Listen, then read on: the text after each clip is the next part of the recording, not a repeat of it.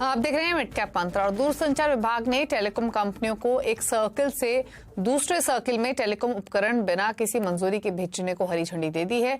इससे टेलीकॉम कंपनियों के लिए दूर दराज के इलाकों में कनेक्टिविटी पहुंचाना आसान हो जाएगा। और डिटेल्स के साथ असीम मनचंदा है, बताइए असीम।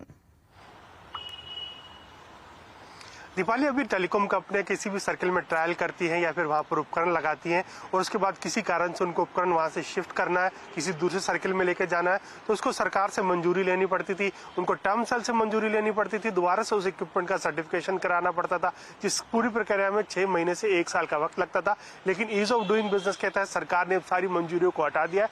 अब कंपनियों को सिर्फ दूरसंचार विभाग को सूचित करना और अपना उपकरण वो काफी आसानी से शिफ्ट कर सकती है। खासतौर पर कई सारी कंपनियां हैं जो कि 2G अपने उपकरण दूसरे सर्किल्स में शिफ्ट करना चाहती हैं। कई कंपनियों ने अपने जो 4G नेटवर्क ऑलरेडी अपग्रेड कर दिया है, लेकिन उनका 2G नेटवर्क अभी भी बना हुआ है, तो वो उसको दूर दराज के इलाकों में भेज सकती है, वहां पर आसानी से उसको लगा सकती है। अब उनको किसी भी तरह की सरकारी मंजूरी की जरूरत नहीं है, तो ये कंपनियों के लिए एक बहुत बड़ी राहत है।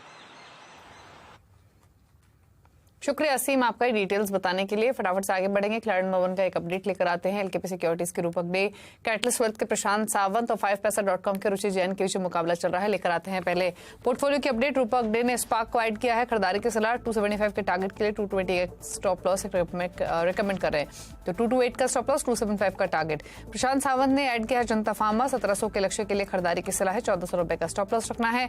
और रुचि जैन ने जीएसएफसी से एग्जिट किया है 168.8 के लेवल्स पर, 185 के इनके टारगेट्स थे। ऑल्दो अब दिखाते हैं रिटर्न की स्थिति। कल तक प्रशांत सावंत लीड कर रहे थे, क्लोजली compete कर रहे थे रुचि जैन। मुनाफे के मीटर में फिलहाल का हाल अगर आप देखेंगे तो बढ़त पर अब आ चुके हैं रुचि जैन, जो कि 11% के रिटर्न दे रहे हैं। दूसरे पायदान पर प्रशांत सावंत 7% के रिटर्न के साथ, और रूपक डे का पोर्टफोलियो लगभग 2% के रिटर्न दे रहा है। तो ये रहा अपडेट। इसी के साथ एक ब्रेक के उस पर आप देखिए न्यूयॉर्क कंपनी। नमस्कार।